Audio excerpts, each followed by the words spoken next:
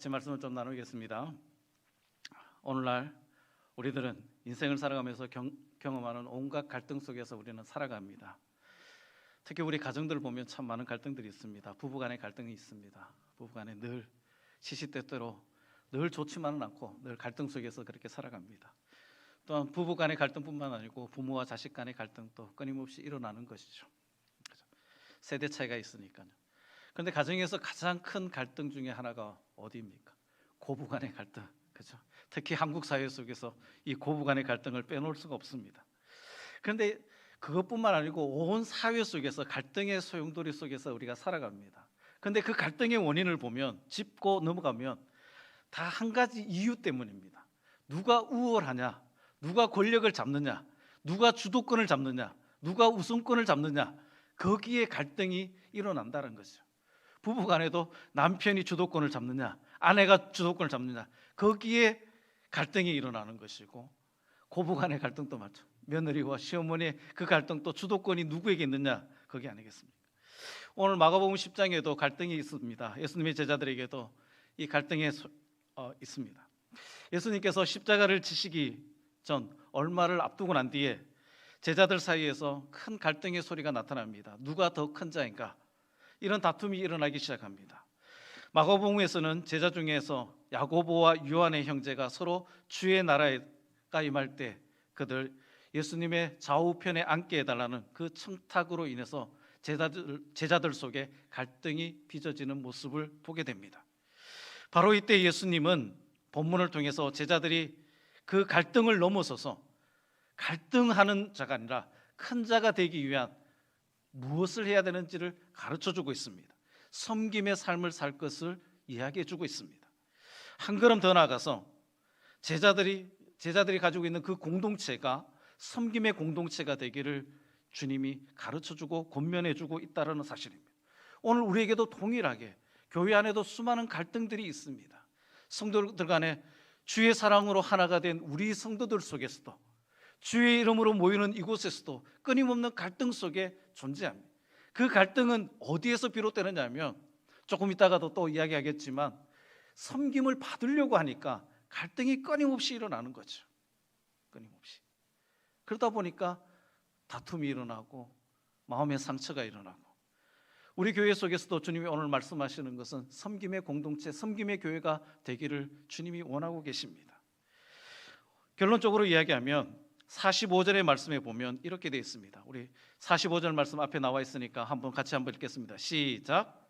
인자가 온 것은 섬김을 받으려 함이 아니라 도리어 섬기려 하고 자기 목숨을 많은 사람의 대속물로 주려 함이니라. 아멘. 예수님이 이 땅에 오신 목적을 분명히 이야기하고 있습니다. 섬기려 왔다. 섬김의 목적을 가지고 이 땅에 오셨습니다. 가장 낮은 곳에, 가장 높으신 분이 가장 낮은 곳에 오셨습니다. 그 가장 낮으신 곳에 오신 것도 귀한 일인데, 그것보다 더 큰 섬김을 보여주셨죠. 자기의 생명까지도 다 내어주시며 십자가에 죽으신, 대속의 은혜를 베풀어 주신 그 섬김을 우리에게 보여주셨습니다. 예수님은 십자가에서 죽으시기 전날 밤에 다락방에서 예수님의 제자들과 함께 모였습니다. 그리고 예수님이 제자들의 발을 씻기시는 그 모범을 보여주시면서 우리에게 섬김의 그 교훈을 가르치시고 그 교훈을 실천할 것을 이야기하십니다. 예수님이 누구십니까? 하나님 아니십니까? 하나님의 아들이십니다. 제자들의 주인이 되시고 제자들의 스승이 되신 그 예수님, 오히려 제자들에게 발을 씻김을 받아야 되고 제자들에게 대접을 받아야 되고 제자들로부터 섬김을 받아야 되는 분이 바로 예수님이십니다. 그런데 그런 예수님이 오히려 제자들에게 머리를 숙이시고 무릎을 꿇고 수건을 들고 그 냄새나는 제자들의 발을 한 사람 한 사람 씻어주셨다는 것이죠. 예수님께서 제자들의 발을 씻기신 후에 요한복음에 보면 13장에 보면 이렇게 되어 있습니다. 내가 주와 또는 선생이 되어 너희 발을 씻겼으니 너희도 서로 발을 씻기는 것이 옳으니라. 내가 너희에게 행한 것 같이 너희도 행하게 하려 하여 본을 보였노라 말씀합니다. 주와 선생이 되어 너희의 발을 씻겼으니 서로 발을 씻기는 것이 옳다는 겁니다. 마땅하다는 겁니다. 또 내가 너희들의 발을 씻겼으니 그대로 행해라 말합니다. 이것은 무엇입니까? 대접을 받으려고 하는 것이 아니라 서로 섬겨라고 이야기하는 겁니다. 대접받으려고 애쓰지 말고 섬겨라고 이야기합니다. 우리는 교회의 머리가 예수 그리스도이심을 우리는 고백합니다. 예수님이 교회의 머리가 되시고 교회는 몸이 이루고 우리는 거기에 대한 지체들입니다. 이 지체된 우리는 마땅히 교회 공동체 안에서 주님의 명령을 따라야 되고 주님의 본을 따라야 되는 것이 마땅합니다. 그럼에도 불구하고 주님께서 친히 우리에게 섬길 것을 말씀하고 명령하고 계심에도 불구하고 우리는 섬기려고 하지 아니하고 오히려 대접받으려고 참 많은 애를 쓰고 있습니다. 인류의 역사상 많은 사람들이 연구를 했습니다. 인류의 역사상에서 가장 이로운, 가장 확실한 리더십이 무엇인지 2000년들을 접어들면서 21세기를 접어들면서 많은 학자들이 연구하고 또 연구했습니다. 그 연구 결과 많은 권력형 리더십도 있고 많은 리더십들이 존재하지만 결론적인 게 섬김의 리더십이 가장 최고라는 것을 이야기했습니다. 우리가 섬김의 삶을 살아야 되는 그 이유는 친히 주님께서 명령하셨고 본을 보여주셨기 때문입니다. 마가복음 10장 42절과 43절의 말씀에 보면 이렇게 되어 있습니다. 42절과 43절 제가 한번 읽어드리겠습니다. 예수께서 불러다가 이르시되 이방인의 집권자들이 그들을 임의로 주관하고 그 고관들이 그들에게 권세를 부리는 줄을 너희가 알거니와 너희 중에는 그렇지 않을지니 너희 중에 누구든지 크고자 하는 자는 너희를 섬기는 자가 되고 말씀합니다. 예수님께서 보편적으로 이 세상에서 존재하는 세속적인 그런 리더십, 그러한 모습의 삶의 형태를 이야기하는 것이 아니라 권력형 리더십을 이야기하는 것이 아니라 다른 섬김의 리더십을 우리에게 보여주고 있습니다. 42절에 다시 한번 보면 예수께서 불러다가 이방인들의 집권자들이 그들을 임의로 주관하고 또 그 뒤에 보면 그 고관들이 그들에게 권세를 부리는 줄을 너희가 알거니와 주관한다, 권세를 부린다. 이 말은 이 주관한다는 말을 새 표준 번역에 보면 이렇게 되어 있습니다. 마구 내리고 누른다는 거죠. 한 사람을 일어나지 못하도록 그냥 눌러버리는 거죠. 마구 눌러버리는 거죠. 그래야 자기가 돋보이고 자기가 산다는 것이죠. 그리고 권세를 부린다는 것은 세도를 부린다는 것이죠. 공동 번역에서는 이 부분을 이렇게 이야기합니다. 백성을 강제로 지배하고 또 높은 사람들은 백성을 권력으로 내리누른다. 그렇게 번역하고 있습니다.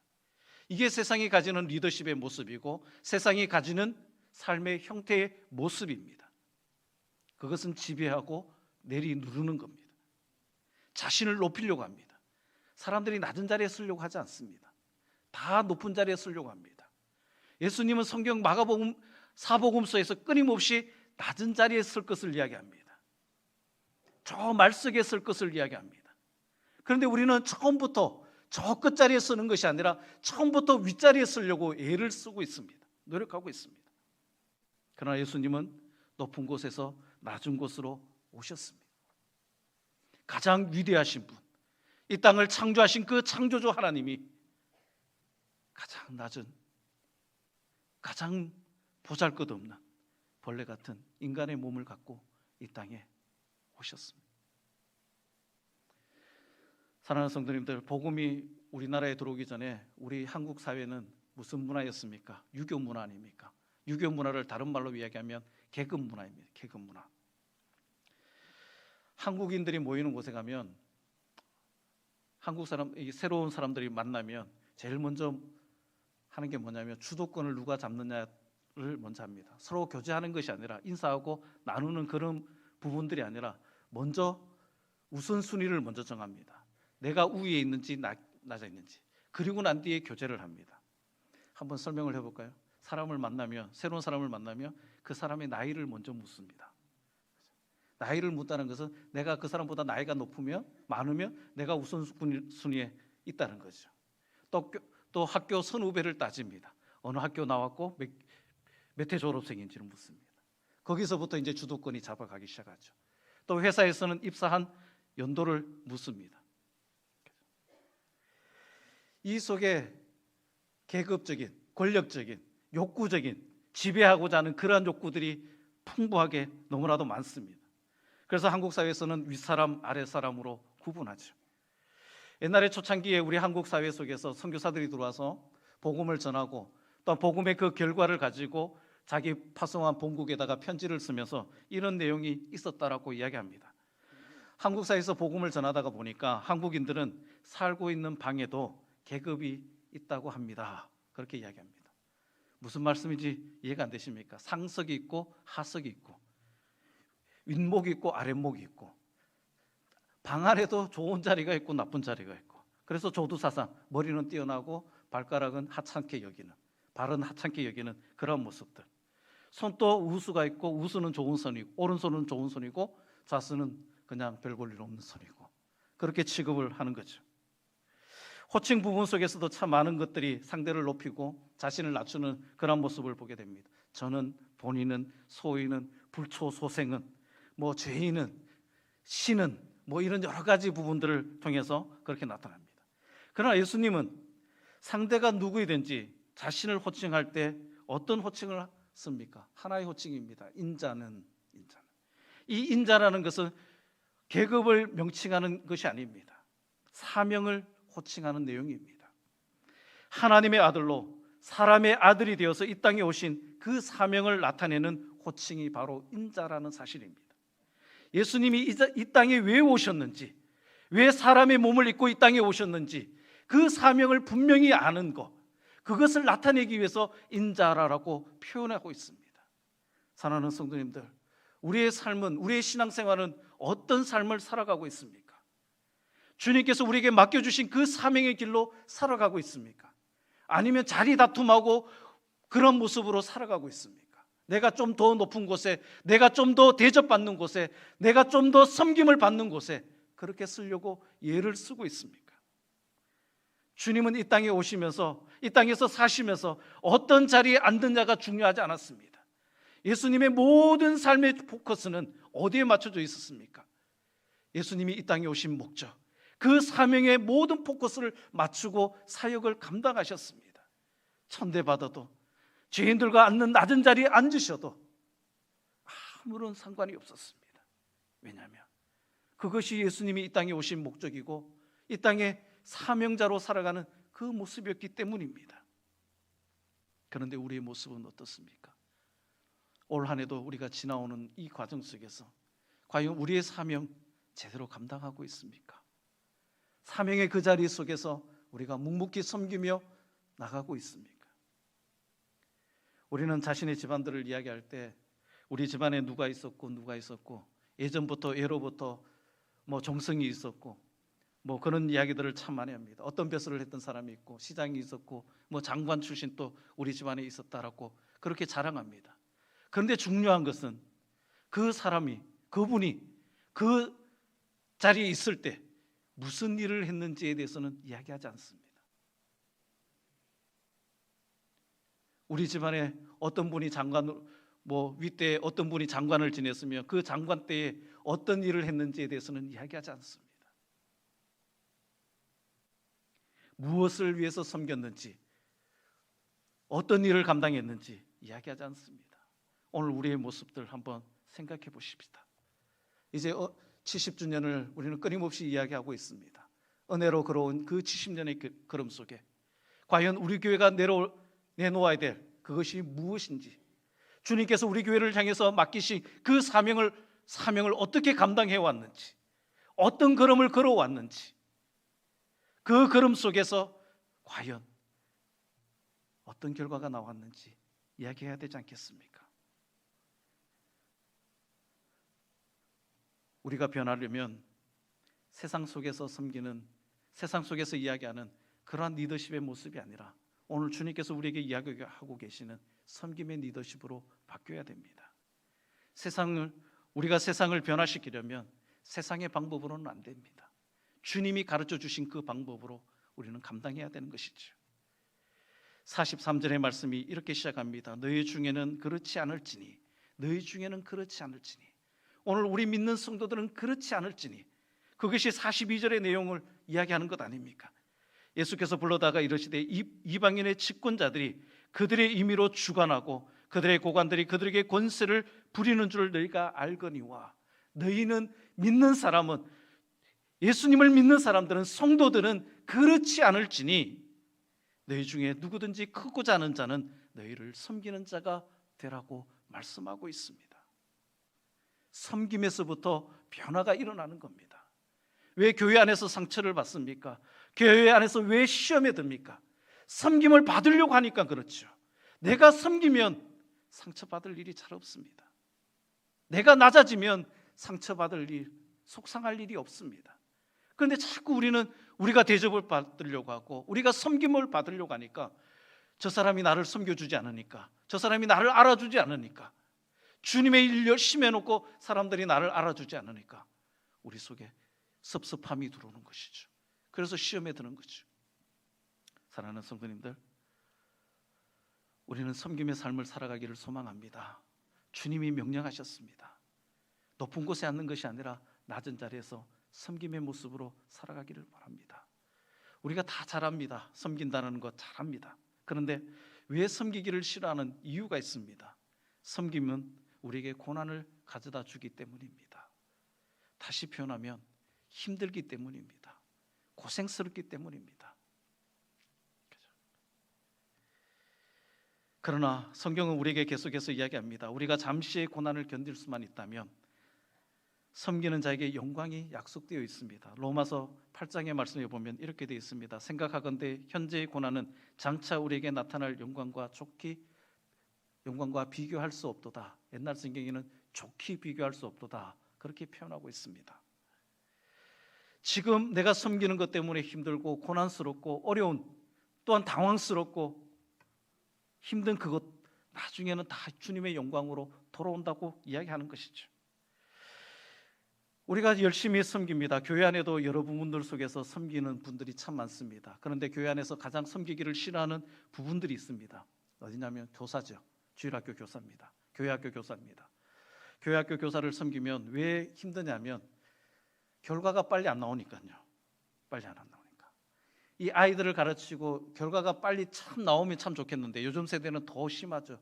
아이들을 지극히 가르치고 섬겨도 매주 전화하고 매주 신방하고 매주 말씀을 가르치고 그 아이들을 붙들고 기도해도 그 아이들이 도통 쉽게 변하지 않는다는 거죠.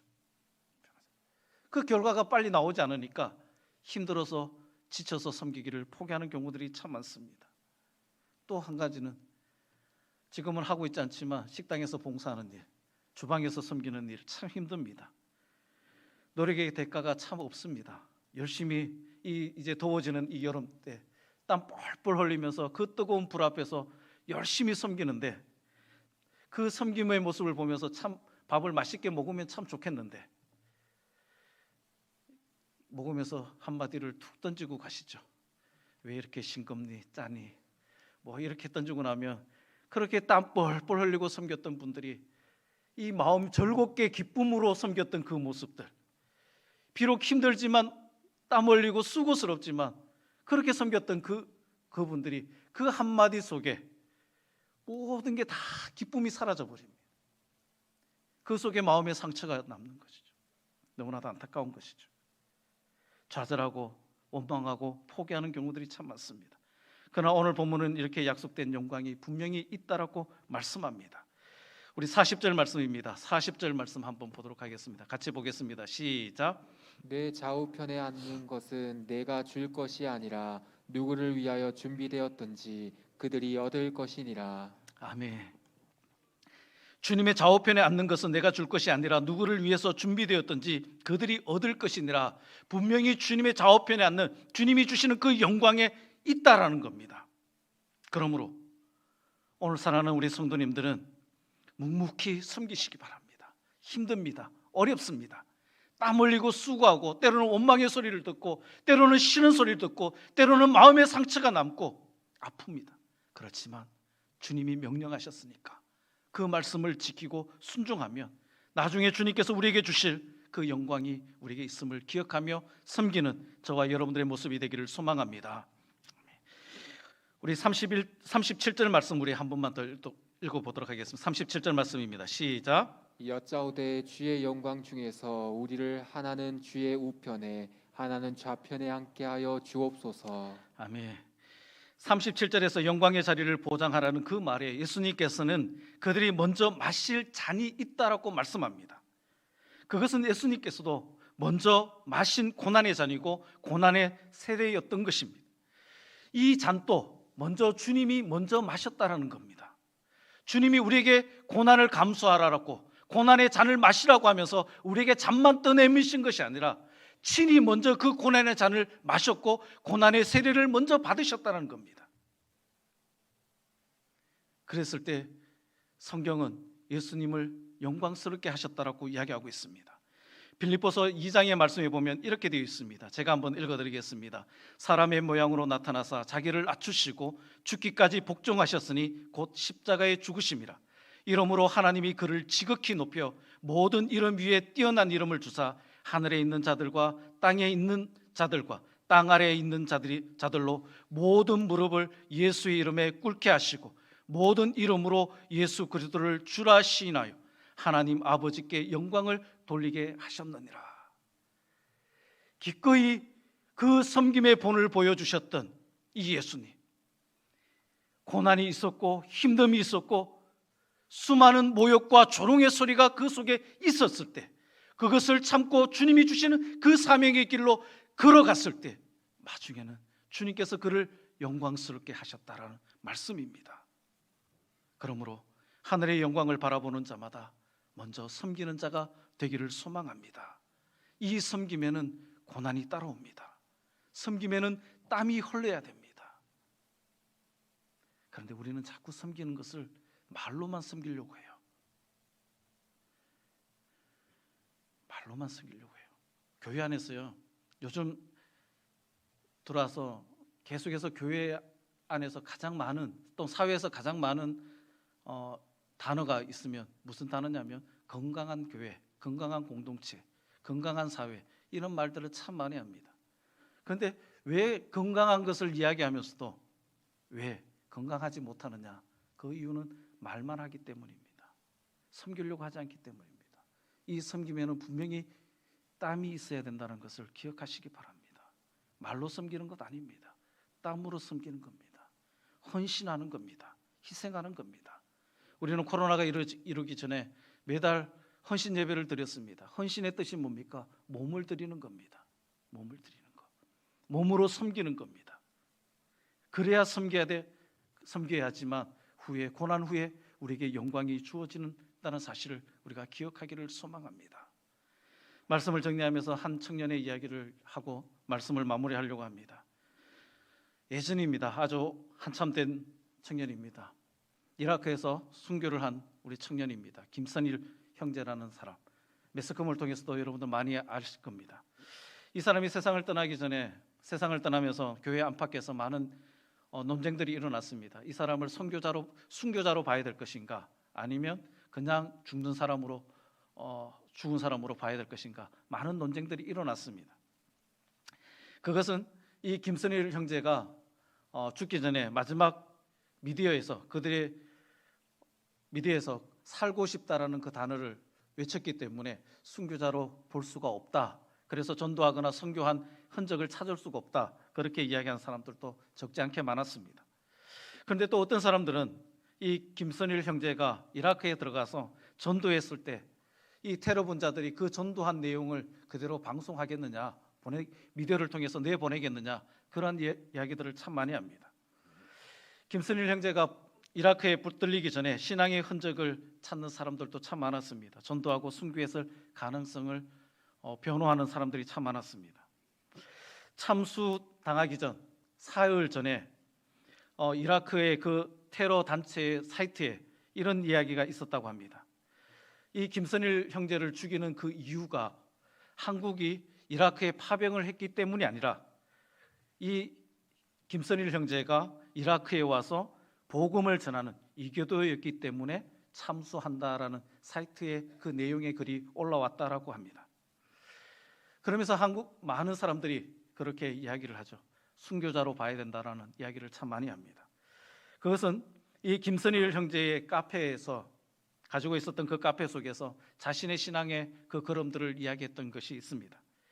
이름 김선일, 닉네임 아볼로, 군대 가기 전 수개월간 밤 기도를 할 때 주님이 나에게 인도하신 이름이라고 이야기합니다. 고린도전서 3장에 있는 아볼로 같은 사역자로 쓰임 받게 해달라고 밤새 기도했다라고 이야기합니다. 그리고 장래 희망은 중동 선교사로 이야기합니다. 그래서 한국 외대에 들어가서 아랍어를 전공하고 언어 사역을 통해서 주의 복음을 전하기로 결심하고 그렇게 나갔습니다. 그리고 생일 때 가장 받고 싶은 선물이 무엇이냐면 지구본을 받고 싶었답니다. 그것은 지구본을 끌어안고 세계를 굽는 그리스도인이 되고자 하는 그런 열망을 가지고 기도했다고 합니다.